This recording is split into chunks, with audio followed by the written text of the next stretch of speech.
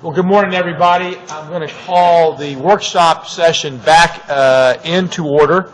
I appreciate, first of all, everybody attending last evening, the reception for not only our transportation board, but our legislative members and the governor. I think it was well received. We got a couple of good comments this morning and appreciated the interaction, and I think it was actually pretty well attended. So appreciate that. Also want to thank Mr. Williams and Ms. Mathis for arranging our dinner last evening. It was a lot of fun, and I appreciate y'all taking the time to do that. Okay, a couple things. I do want to go through a few more things. When we left yesterday, we were speaking about potential legislation, and I wanted to. We had finished the legislation that we were supporting. In regards to minor adjustments to the public-private partnership and certainly the some transparency issues about smart scale and stuff. So I think we've covered that enough. Be happy to any questions if you have any. But also, we mentioned briefly also the Metro Safety Commission. We went through that yesterday, Mr. Mitchell. I do believe that is going to go through, but I think it's definitely going to have some enactment clauses potentially put on requiring the department or maybe the CTB, whomever they direct, to look at governance issues and management issues at the compact, which we are not opposed to, but that we don't want to be prescriptive on what the answer is until we know we've done our homework. So, for instance, you could ask us, you're okay with saying, let's take a look at why labor costs are so high. That's a valid question. But to say labor costs are high because you have a labor union or binding arbitration, I don't know if that's the answer or not. And so, not that we wouldn't look at those, but I'm just saying let's get to what the real issues are and make suggestions that way. So just want to make sure you guys knew where we stood. There are a few pieces of legislation. There was a handout that you also got, but there's a few pieces of legislation that are in direct conflict with the intended purpose of House Bill 2. There are some to exempt projects. Of course, as you know, if we put them in without going through the scoring process, that basically takes away money from the rest of the state. Other projects would not get done. There's one in relation to the Coalfield project and 460. It appears that the intent is not to push it to the front of the line, but to break it out and have the ability to fund that through other means, public-private partnerships, at least. I'm not sure in that regard. We would not want to prohibit anybody trying to move a project forward, so I got to get some more information on that. In other words, but obviously we could not participate in a P3 with state funds unless it was scored. So I don't know if the intent of the bill was actually to move it to the head of the line, or simply to say, we realize these are expensive, may not score well, but it's something important to us, and we want to pull it out to be able to do other things.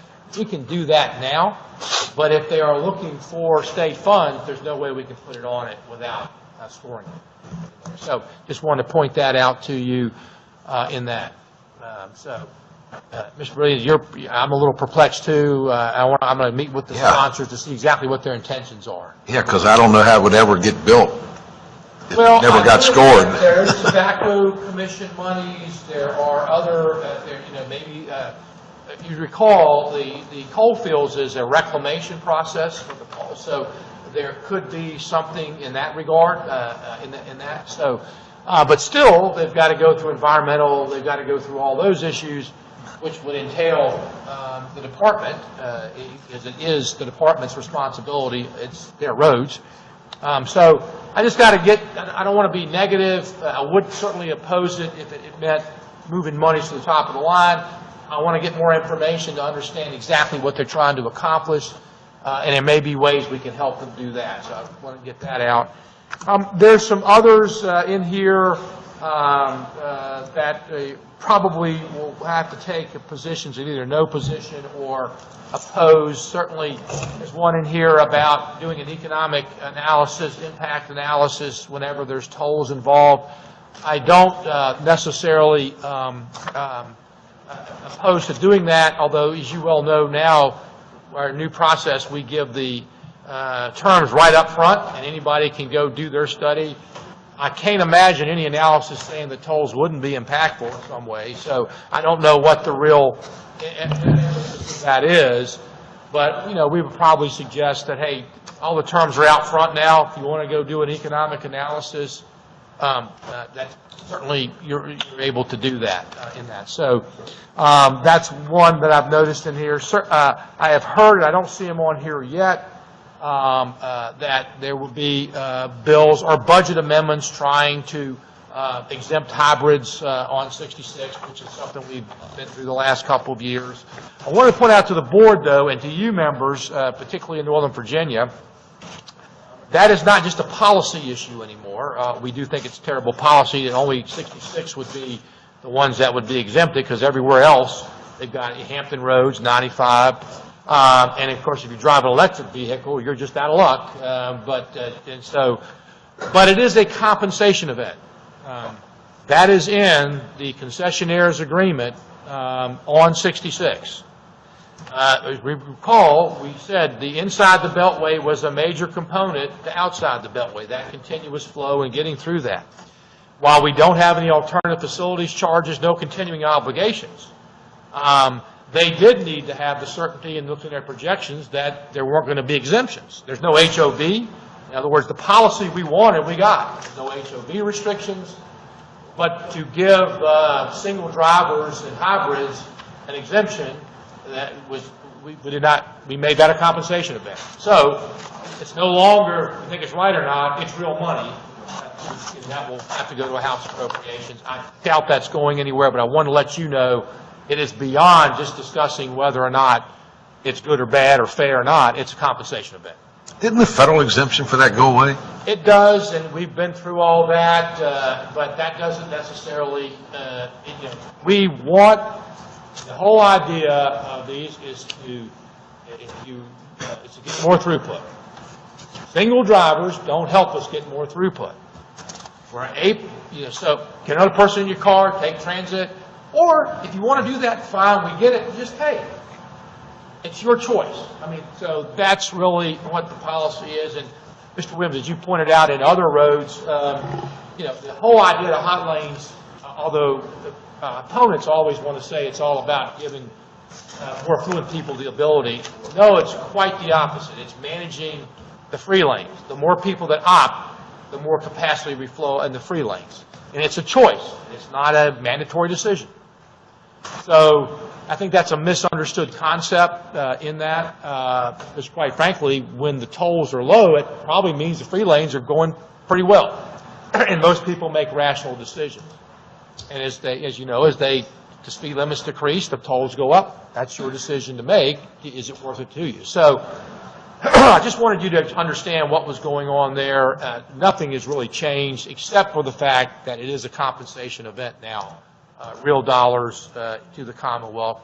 There is some other legislation regarding toll operators, which we think we covered all that last year, and trying to put more restrictions on toll operators. I don't know if we'll actually oppose or take no position. It's not coming from us, but we actually think we covered that last year. So we'll work with our private industry partners to make sure they understand that we'll be able to support them. Those are the major things that I'm aware of right now. There are a couple of bills that seek to change the terms of the Virginia Beach, $20 million. I told you we're working with them. We would certainly oppose those bills unless we worked out an agreement with them, because some of them just say they could make it a bike path, and we're not going to agree to that. I don't think it's going to come to that. We're working closely with the legislators and the city. But I would just remind them that I saw a city council meeting last night. They're discussing things. All we're saying is a high-capacity transportation corridor. Take all the time you want, but we're not going to forgive that until we get that language in appropriate we all agree on.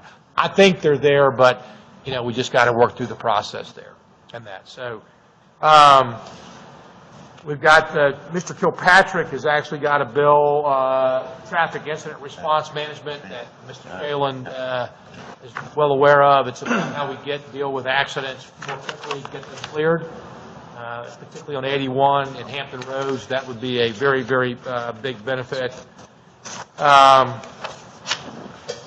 So that's all I know to date. I wanted you to make you aware of. I mean, obviously, if you could help us, we're talking with your legislators about the process and how it works and what the impact is if things are singled out.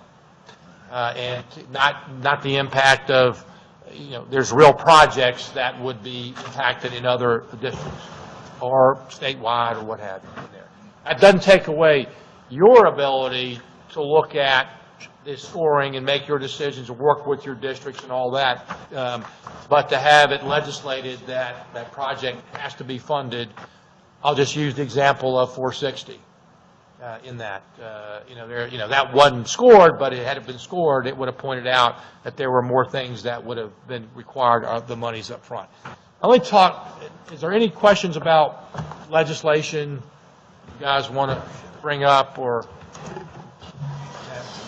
Okay, I just wanted one other thing. It always happens. Of course, we're going to have public hearings, but I've already gotten calls about, you know, the scoring and how this or why this. I'll refresh your memory. Before we had scoring, we got those calls too, but they were more in the political arena. Just reiterate, this is the recommended. We've got to go through 5 months of going through and working with the districts, and working with you. Number two, we mentioned yesterday that there could be times that that there may need some adjustments. We got a 2-year period. We think that's a good thing to review this. But the last 2 years, thought it was very important to be consistent so that people had integrity in the system in that regard. So that doesn't mean it's perfect. It does mean I think it's a heck of a lot better than what we were doing in that and giving us a guide to start from. I've also heard the thing again, well, it's unfair because Hampton Roads, Northern Virginia have money and they could have spent their monies. Well, get your legislators to tax those people. Your district, you may do so also. But I'll point out that Mr. Phelan brought this up a lot, but the Salem district this year got a significant amount of high priority money, so I don't buy the argument that that's causing the projects to be done, because revenue sharing can be used that way in different things. So I'm just saying it is what it is, and go back, you know, to what sounds like a broken record. There are consequences for limited resources. Not all bad, but I'm just saying I'm convinced we are doing very good fiduciary responsibility of how we're working through this process. That doesn't mean that over the next 5 months we may not have some changes based on the public hearings and stuff. So I just wanted to let you know where that is. But also, just go back to a couple years ago, when's the last time we had this, except for last year, 5 months, we have all this out there for the public to see and give us comment on to make our decisions. So I'm very comfortable with that. Anything else on that before we go into our reports the board like to talk about? Okay. I don't know what the order are, but we'll let beauty go before the rest of us. And beauty too. So yeah, that's it. Yeah. Jennifer, just look at me and you. That's a pretty easy call. That's right. That's right. I don't have a lot of updates today because I think we've updated a lot of you in recent months. Just I know in regard to the DC to RVA study, we had indicated that we were hoping to get the draft EIS published potentially this month. It does appear that it's delayed right now because we're waiting on feedback and comments from the Federal Railroad Administration. They are, for a lot of different reasons, we've not they're holding off on giving us comments, and we have not received comments from them yet. We hope to have that logjam resolved pretty soon, but at this point, it does look like the draft EIS is going to be delayed by at least a month. But we'll continue to keep you updated on that. I just want to let you know because we had said previously it might be this month. We are still waiting for approval from the Federal Railroad Administration as well on our proposal for Ashland, to pull out Ashland as a separate study. We hope to get some news from them this week, so we'll continue to let you know about that. I think we'll get there. It's just that it gets into some legal complexities related to NEPA that we need to make sure that we're okay with that. We've been continuing our outreach throughout the corridor on DC to RVA. I know that some of my staff was meeting yesterday with FAMPO up in the Fredericksburg area as well. We're also going to start ramping up some of our outreach in Northern Virginia, particularly along the Atlantic Gateway projects. And that's really where we are right now at DC to RVA. At the Rail Committee yesterday, we provided a presentation to the entire committee on our statewide rail plan, which we're in the process of updating as well. One of the things that we heard from the Rail Committee last year as we were updating some of our program guidance was that they wanted DRPT to go back and update our state rail plan and provide a sharper focus on the CTB's priorities for rail across the state. And our first, not our first, but workshop with the CTB Rail Committee was yesterday in order to get some feedback from you all on the CTB's goals and objectives. And I think we got some very good feedback. We'll be bringing back that statewide rail plan to you all to the full CTB later this spring. So I think that's all I've got right now. So. Okay. All right. From VDOT, a couple things. First, the Economic Development Access Program. We're working up that resolution for your consideration. We'll bring that up in new business. So that's coming to you this morning. So again, a reminder to request your consideration to delay I'll call it the payback provisions until the end of 2018. So again, that'll be coming. Rick's working on that with staff. The other things that I have, 29 Solutions, the projects, the improvements to 29 in Charlottesville. I think you all are well aware that we had opened the grade separation at Rio Road and 29. We're moving forward with the other projects, Burkmar and the widening of 29 and a number of other things. It's been going very well. Tomorrow, the Secretary and I will be out in Charlottesville, and we will be presenting to Lane Corman a check for the bonus, the incentive for their early completion, about $7.3 million. So it's and well deserved. You know, we had good, strong competition with that project and good, solid bids, and to drive this competition, they did an outstanding job. And again, it's well deserved. It was a very technically difficult project in a compressed time frame, in a very sensitive environment, and they've done a very good job at it. Aubrey.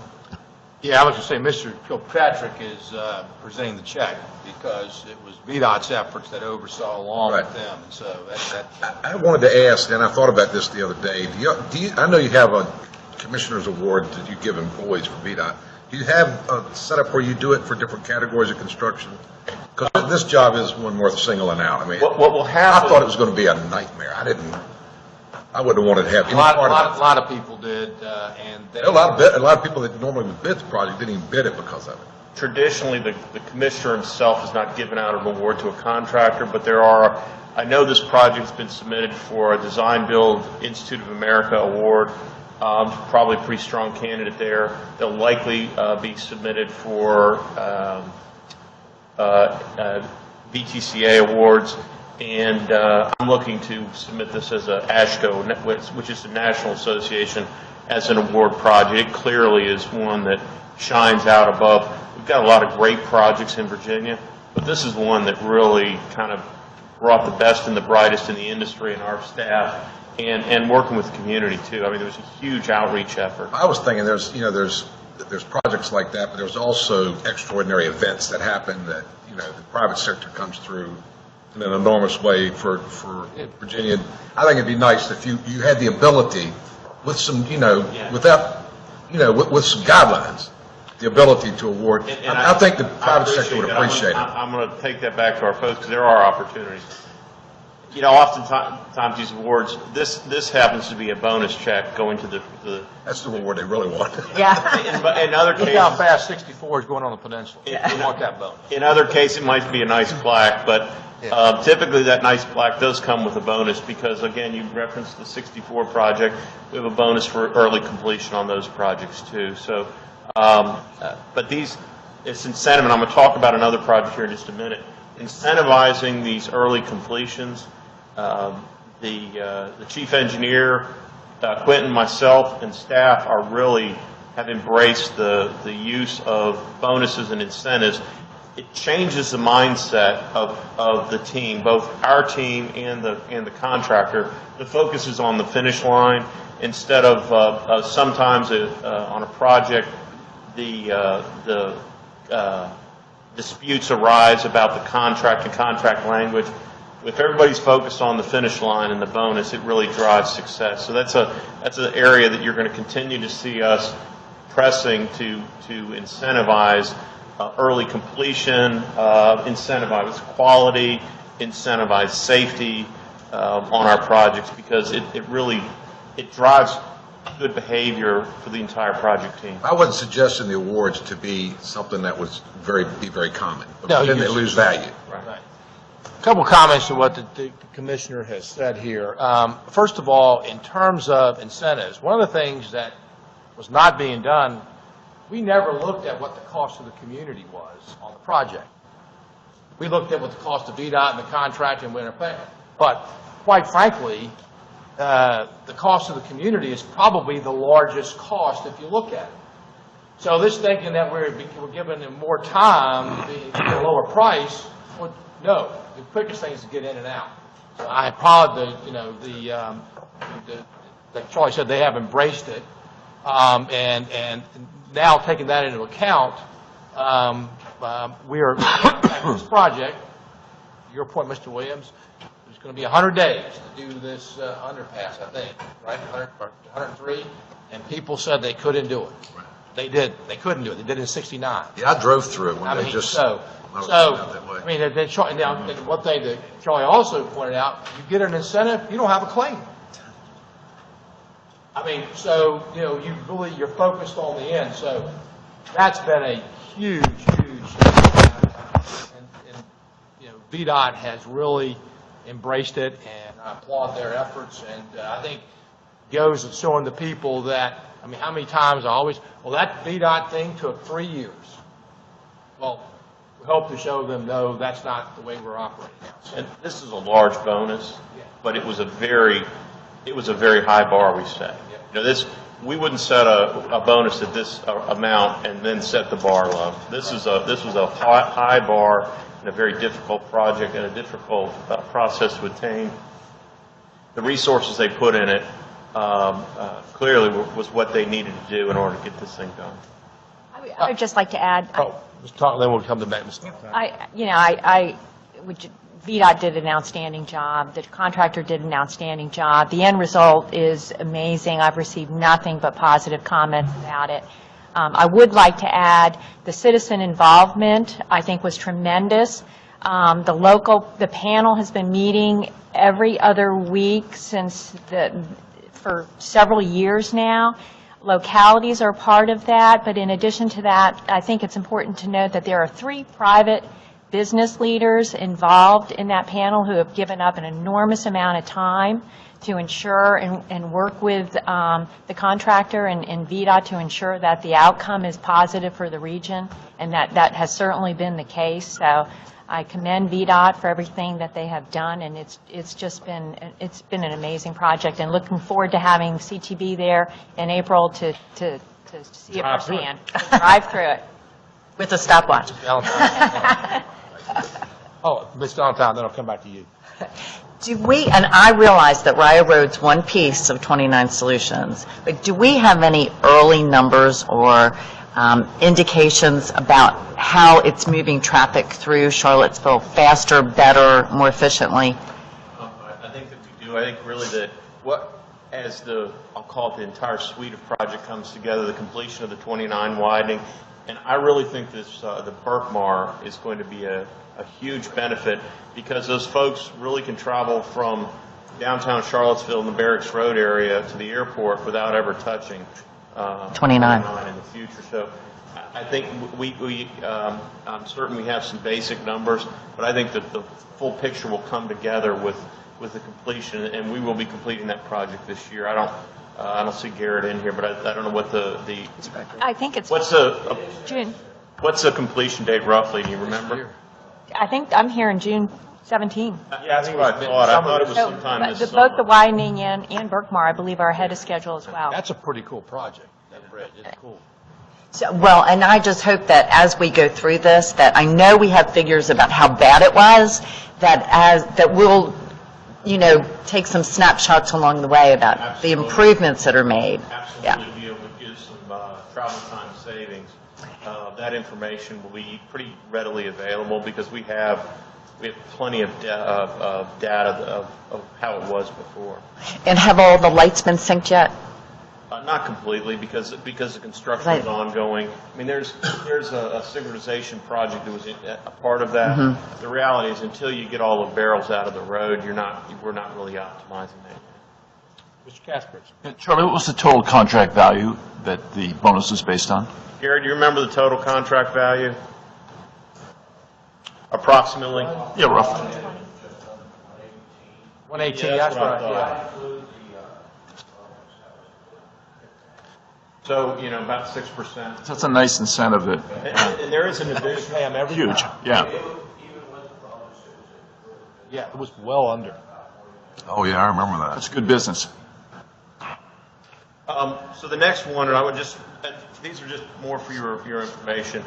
Right before Christmas, we opened the new Caroline rest area, the southbound rest area on 95. We had language inserted in the budget that allowed us to replace the two rest areas in Caroline County, north and southbound on I-95, as well as the northbound rest area, which is also a welcome center coming from North Carolina into Virginia on 95. These facilities were built in the 60s.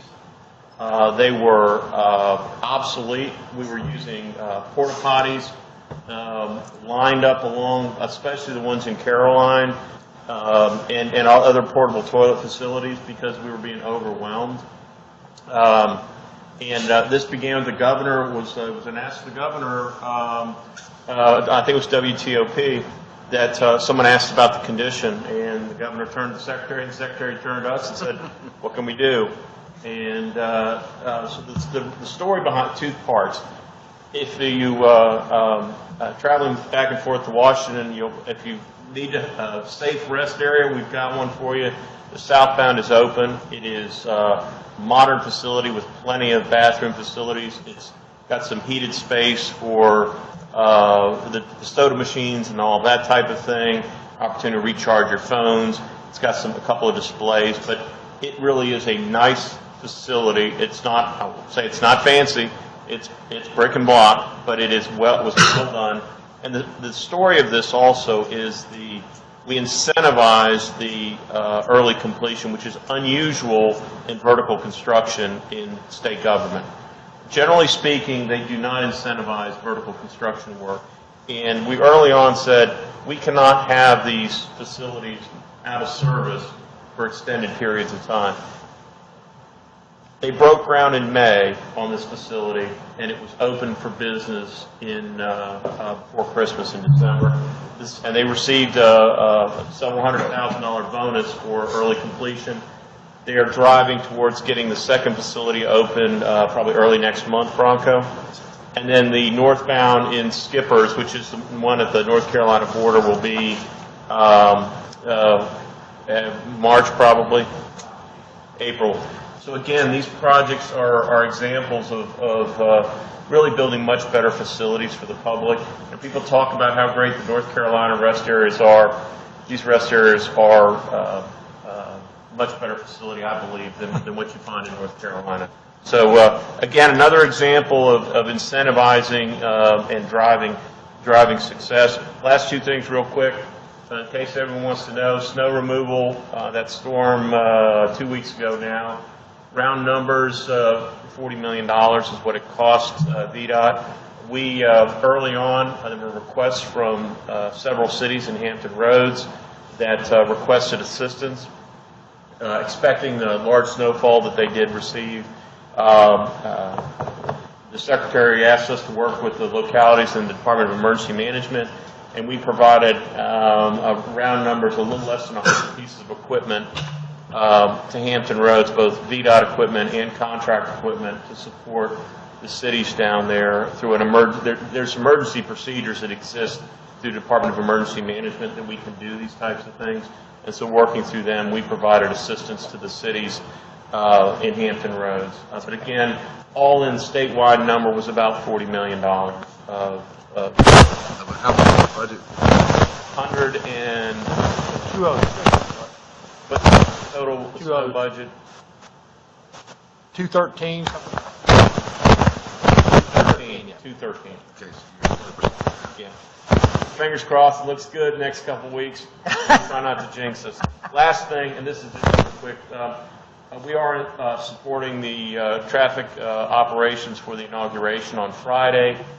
This is every 4 years. Part of our responsibility is really focused on the interstate system in and out of Washington. So we work with, through the state police, United States Secret Service, and Department of Emergency Management, resources during that event in terms of both heavy equipment for blocking and also traffic control at the event. So again, we have folks there working under the direction of the U.S. Secret Service. Mr. Chairman, I think, did I read right that they've closed the Memorial Bridge? It's not closed, but it's restricted. It's been restricted because of some structural issues. Right. Weight posting. So things like the military provides security and presence during the parade, as an example. They will not be using the Memorial Bridge. They will be using the express lane, the HOV lanes across the Potomac River. So that's one of the corridors that's being designated for moving ingress-egress for government personnel. So the Memorial Bridge will be open to traffic? I don't know that detail. I'm wondering why they're. Pedestrian. It may be pedestrian only. I think because they've limited to pedestrian access. The other part of that is, and there are plans in many major walkout plans, what they're called, in the event of something bad happening. There's walkout plans for, and Memorial Bridge is one of the walkout routes. It's not common that they do that for major events. You know, I was just curious about whether that had anything to do with the structural deficiency or not. It absolutely does in terms of the military, the buses and the floats and the stuff getting in and out of D.C. Yeah, they can't use that facility. I think it's closed to any heavy trucks today. I think It is. It is. I can't hear. The posting is, I don't know what the actual posting is, but yeah, truck can't go across it today. Mr. Chairman, Yes. I want to circle back to the discussion about the rest stops. And I think I can figure out the answer to this question, but I just wanted to understand it. So up north, all the rest stops are commercialized. Is there a policy reason why we've chosen not Yeah, to it's do that? federal law. They were exempted. They were, okay. You have to have congressional approval to commercialize, which is, I'm going to talk to you a little bit about the Trump transition plan and kind of things in there. The two, I'll use the example in Maryland House and Baltimore House up on the north of Baltimore. That stretch of interstate was built, it's a toll facility. It was not built with federal dollars. The Pennsylvania Turnpike was not built with federal dollars, and so those facilities were commercialized. But with construction of the interstate system and the use of federal dollars, there is, as the Secretary said, you're not allowed to commercialize the rest areas. They have allowed us some expansion and things of broadened vending, some sponsorship. You know, Geico today sponsors the rest areas. It's pretty limited on what we can sell through vending out of those facilities. And of course, we don't have fuel supplies and the like. So those are, unless there's a change in the federal law, federal regulations, and some code changes, we're not allowed to. They've tried to legislate before, requesting VDOT to request the exemption, and you can imagine the lobbyists that come out of the woodwork that have spent millions and millions building up their own areas. Stores, all that. I mean, I would say it's going to be a hard lift. It'd be a big hard lift. All right, that's what I figured, but I just wanted to hear it. That's all I have. That's a good segue. I thought I would, the only thing I got besides what we've talked about, I do have some information that regarding what's going on in the Trump transition in regards to infrastructure. This isn't just from mine. I went to a couple presentations and thought I would share with you just quickly in that.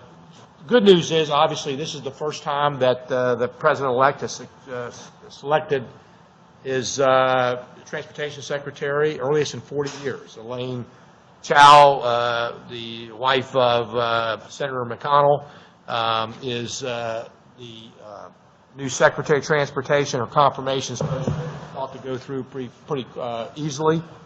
And she's well known, has both transportation policy and served in the labor force. So the good news. Some bad news is, though, as far as timing, there's really three different transitions going on. Ms. Chow and her team, but she will be there quite a bit alone for a while because there's lots and lots of appointments that have to be made, and the transition team is just getting into that. So we do expect a break in terms of being able to, Ms. Mitchell was talking about it earlier, we've got some things, there's going to be a break as those are filled. In the entire federal government, there's about 4,100 appointments. Many of those have been there a long time. Typically, I heard this speech, and I forgot which Secretary of Cabinet gave it at the federal level. About 1,000 of those turn over with the new administration because of their career, and they're doing things that just sort of like we have at our agencies. This year, they're expecting that to be closer to 3,500 to 4,000. So there's going to be a lot of transition turnover in there. So that's that. Now, at the federal level, this transportation doesn't control its funding. It's the Office of Management and Budget. And Mr. Mulvaney is still remains there, and he is very hostile to big spending. I mean, so there's, just letting you know the sort of the facts. We're going to have a while, I believe, before things get up. In terms of what's going on in terms of the congressional, there's really no changes into the senior leadership in charge of the different committees, except aviation sub-chair. That's going to be, and there's going to be a new Senate banking chair in that. So that's all got to be worked out how they interplay with each other. The big thing is the FAA authorization doesn't really affect us, but that's probably the first thing coming up. And there's this automatic control that they really want to spin off and privatize. President-elect Trump really hasn't been clear as to what he's going to do there. I just give you all this background. It's probably going to be a point of some turmoil as we go through a transition. Maybe a little bit more than we would have you might expect in a normal transition. Based on that, it does not look likely to appear there's going to be any major move in the first 100 days, either on tax issues or infrastructure spending.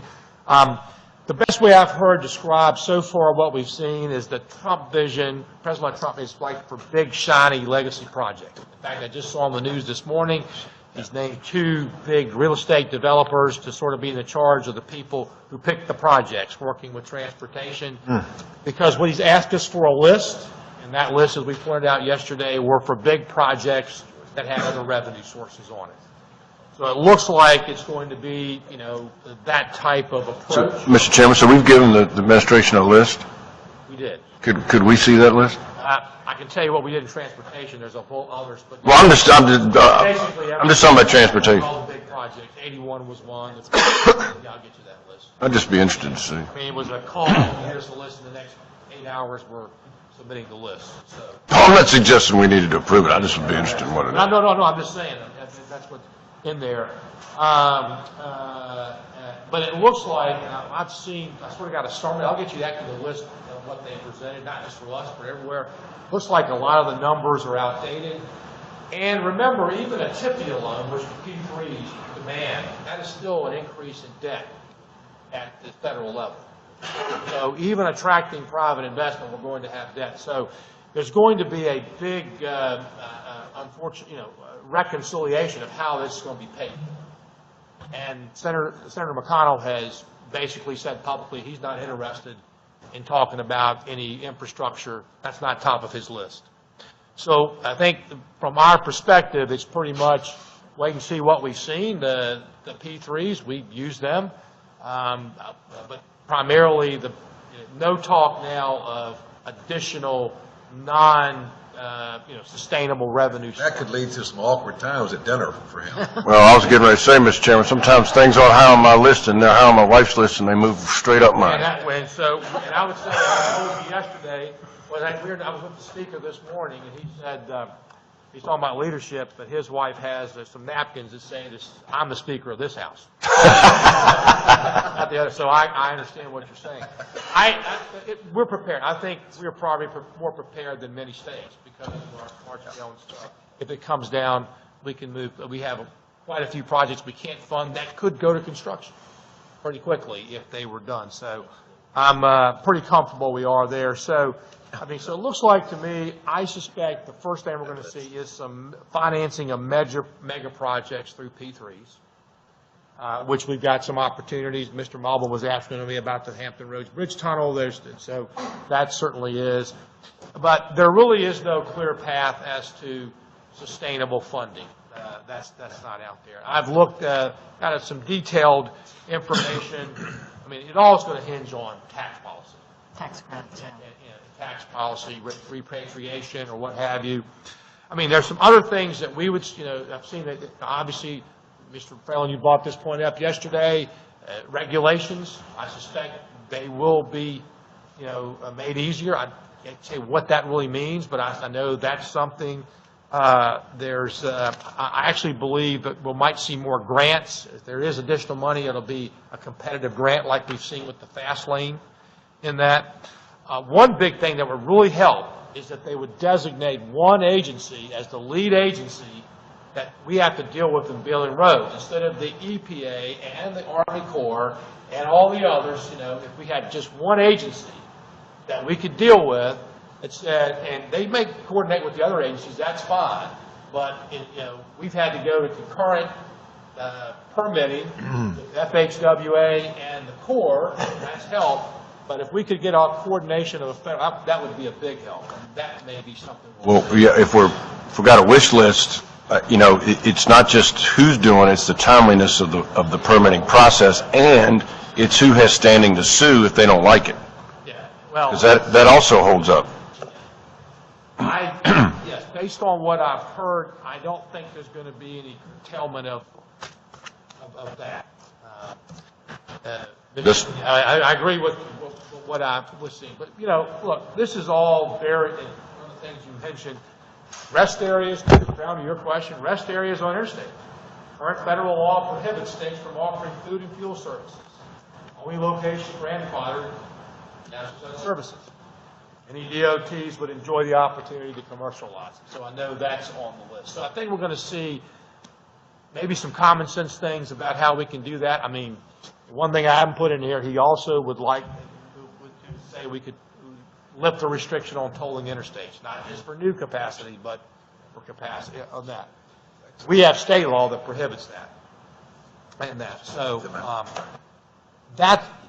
that's pretty much what we see, and working with Jennifer and Charlie, because there's also, I'm not sure what his position will be on transit.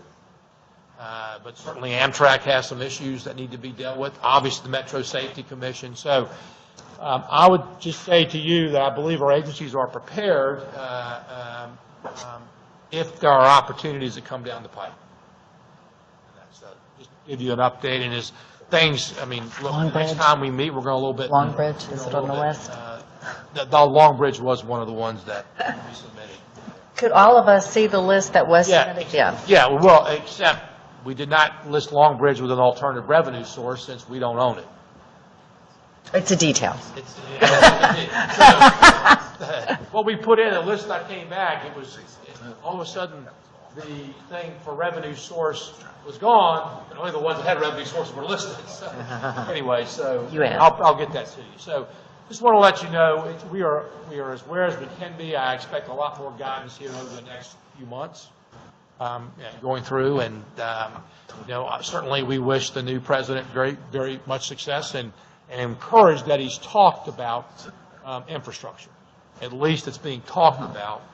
Now we'll see if we get some action. Okay, that is all that I had. Our reports. Is there anything else in the work session that the board would like to bring up before we get into our formal actions? Mr. Chairman, I had one question. If they could somebody could remind me where we are on the study of the traffic signals on those roads. I think we're going to get a briefing next. Are we going to get a briefing next? Yes. Garrett, in terms of where we are with the review of this, coming back with recommendations on the 460 and 29 quarters, the access management Well, if I recall correctly, what we're looking at is what our rules are in terms of who can grant these breaks and limited access or new traffic signals, and currently it's the district engineer.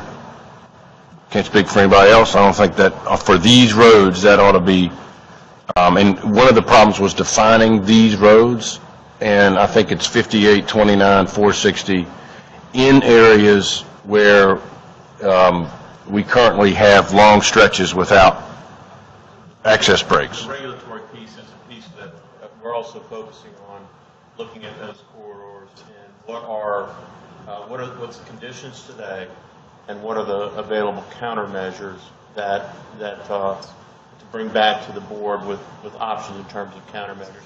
There is a regulatory piece too, I agree, in terms of additional access breaks or where modifications or exceptions.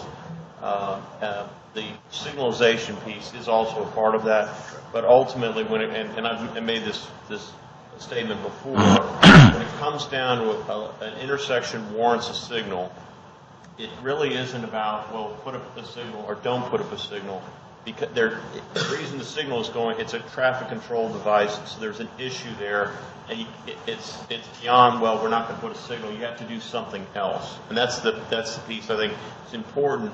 If it gets to the point where a signal is warranted, and we need to be, I'll call it in some ways, careful about, there are different reasons for signals. If it's warranted because of it's reducing potential accidents, that's another option is to close the crossover. It is. So what I'm getting to is there is not it's not a simple, well, don't put up a signal. There needs to be a something else. That's why we need recommendations, and we need somebody to dig deep into this. And I think that as long as we have just set criteria, if you meet these numbers, you get a signal. All you're going to have is developers building roads that come in with a crossover until they meet that. Yes. And we've got to figure out a way to stop it. So a part of what we're doing, again, Mr. Franklin, is to look at what are the current regulatory requirements, and should we modify those? Should the authority, the approval, be raised to potentially to the chief engineer's level for signals on certain corridors? How about the board? And Mr. Franklin, I've said this to you, that the decision to put up a traffic signal, it is an engineering decision.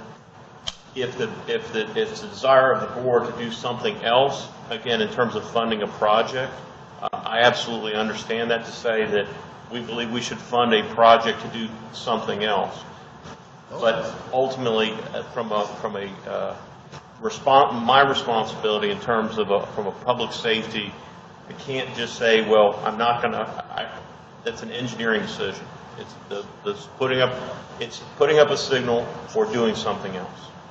I mean, that's really where it comes to, and I'm not disagreeing with the notion of something Well, the else. board approves or disapproves safety projects all the time. So I don't agree with you. And I think, you know, just so folks that are watching are like, this guy's being unreasonable, these are the interstates for much of our state. And we are changing them into commercial roads. And ultimately, that's not going to help the economic development of these areas. They have to be able to transport goods and services. We have, you know, medical, I mean, there's all kinds of reasons. So I'm glad I asked the question, because I hope we can schedule a report, maybe next meeting, if not, the meeting after. So I'm surprised when nobody knows where we are on it. Well, I think it was 6 months.